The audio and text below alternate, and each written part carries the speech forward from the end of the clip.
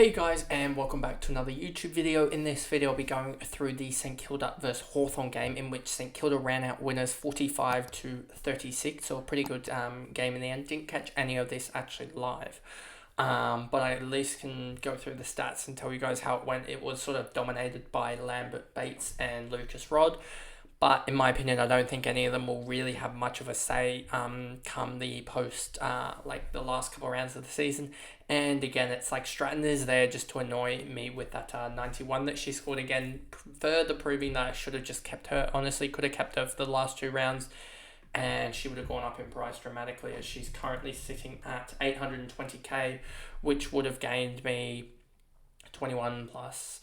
What did she gain last round? Let me just gain 71k, so I would have gained a further 160 odd k, 170 odd k compared to what I've gained over the last couple of weeks. So yeah, just I've missed out on some lot of cash gem. But anyway, let's get into the video here. So as you can see, Lambert dominated with 26 touches, 3 marks, 10 tackles and a goal in there as well. Really just an all-round performance by her. As you can see, 71 at halftime, 97 3/4 time, and got up to the 124. So yeah, pretty dominating performance there. Exxon with the 17 disposals, 2 goals for 91. I wouldn't really look into it, just looking at here if we go to St Kilda. Exxon here, you can see a forward, 745k. Sort of what I did with Wardlaw, I wouldn't be doing with Exxon. Is the same sort of premise, is that she isn't going to be the one that's really going to be useful, I don't think. I think she will drop another 40 or 50 somewhere along the lines. It's just when she doesn't kick a goal, she seems to struggle a little bit to get the scores up. Let's get off that. Okay.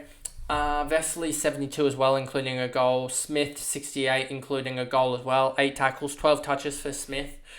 So she doesn't seem to be generating those huge touch games, which can really generate herself some good score, because we know she's always going to get that 8+ tackles in. I mean, if we look at Smith here, you'll see, what's that, 15, 24, 34, 41, 49 tackles in 6 games. That's just over 8. So yeah, she's getting that 8 tackles a game, which is 32 points. So she's probably getting about 33 points a game in tackles. So there's always going to be generation there. But if she can get that disposals up to 20 disposals a game, that's where she'll start to kick on in next year. But will be interesting this year to see how that plays out. Patricios 17 and 5 for a 65. Priest just didn't get involved here. You can see 16-6 and then a 38 second half to really kick on to at least a 60 is all right. I mean, if we look here, she lost cash, I'm pretty sure. She lost 11k, but not the worst. And you can actually see here, if I swap these around, did Head lose cash? No, she gained 1k, and Tiny Evans lost 66k. So Tiny Evans is on a slide, but I think she'll come back anyway. Then you have Wardlaw here, and Wardlaw just never really got involved too much. I needed a goal or so out of her, and she got a behind. So yeah, needed more out of her, but didn't get that. Stevens, McDonald, McKinnon, Dillon, Burke, Gutteridge, Kelly, Friend, Richards, Jacobson, Plain, Boyd, Watson, and that's pretty much it for the St Kilda Saints side. Then we move over to Hawthorn. And the thing I'll say, like I've been saying across the whole season, especially these last couple of rounds, is I think my lack of knowledge in terms of the women's has really caught me out here. And I think it's shown that you do need to have some, you need to do a lot more research, etc. And don't just go on a whim, and also just like I've been saying constantly, going for role over points is so crucial, and it always, 90% of the time, pretty much, that is the way it pans out, is that the role is going to get the more points rather than the person who scored points last week. So yeah, we can see that with Wardlaw. We can see it with even Berry had a better outlook, so you can see that over Wardlaw. You can see Phillips over Stratton, that reason as well. And there's many others, obviously. So you got Bates here, 120. She's just really good. I'm surprised. I think she's just with Hawks being not being the greatest sides, I don't think Bates does as well as she probably could. I think if she was in a better side, she would do a lot better. And that would be like a 115, 110 on a regular rather than this sort of 99-ish average that she's got going at the moment. If we see here, she's averaging 100 on the dot at the moment, but before that big performance, she was around that 97 region. If we go over to the Hawthorn Hawks, here we go. So you have, if we look at the averages, you'll sort of see what I mean. You got Bates, Lucas Rod, and then Stratton at 68. Massive drop off here, and then a load of just 60s and 50s and 40s. So I think Bates in a better squad would be averaging 110, and I think we've seen that before. If I go here, let me duplicate this so that I can show this off without having to go through many things, because I'm pretty sure with the Brisbane side, Brisbane, she had a lot of other people around her, but she's still averaging almost just as good in the as you can see here, this 89 year, pretty close to the Hawthorn year here. So I mean, she has improved, I guess, with going to Hawthorn, from Brisbane.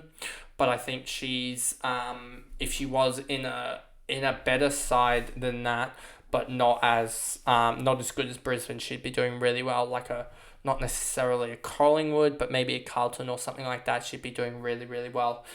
So we saw that. Lucas Rod's 115 as well. She did really well. Stratton, as we said, 91 with a goal, sort of annoyed me. As you can see here, she just came home so strong with 27 and 36, so 63 in the second half.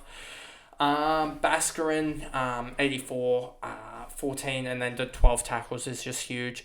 Wales 74 with 23 hitouts and 0 free kick differential is just perfect for Ruckman. McDonough 2 goals 71. Fleming 61. She looks really good, and I hope that's something that develops in the women's game, is a really distributor down back, as we don't really see it much other than the likes of like a Carney or something like that. We don't really see teams sort of chip it around as much. So I really hope that Fleming can be that type of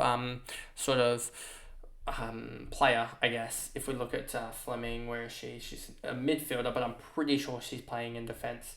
If we look at, and we again duplicate it here, and we go over to Fleming here, what is her CBA numbers looking like? If we go down here, game log, CBAs are actually high, so I got that one wrong. I thought is she doing kickouts or something? Is she one of those weird one where she does kick-ins as well as gives or am I just totally off the mark here? No, I'm totally off the mark. It's Richardson that I was thinking of, and Ashmore has that weird role as well. They sort of Ashmore here, if we look at see here, we have 3 of the same one. Okay. So if we look at where's Ashmore here, you'll see, I hope it says that she's got CBAs as well as no CBAs. That's a weird one. So she's listed as a midfielder but doesn't play actually any midfield time.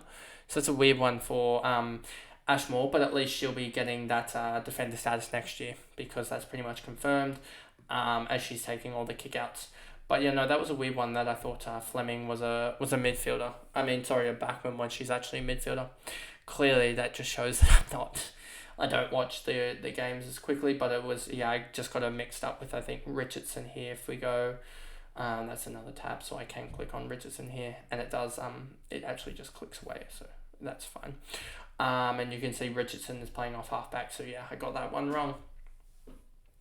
Pretty much with the Hawthorn girls, there's not many that you can really look at all. Trying to find any inconsistencies here, trying to find any sort of cash gen opportunities, and I don't really see any. So a shortish video, got it to 9 minutes, but there's not much to look into at the Hawthorn Hawks, and for really St Kilda, I'm expecting a bounce back from Priest, as well as Lambert to continue on, and hopefully something out of Wardlaw and maybe Smith as well. But not many girls at this point of the season, going into round 7 with 4 rounds to go in the AFLW fantasy, that you can really look at and be wondering if they're going to provide something. But anyway, that is the video, and I'll see you guys in the next one. Bye guys.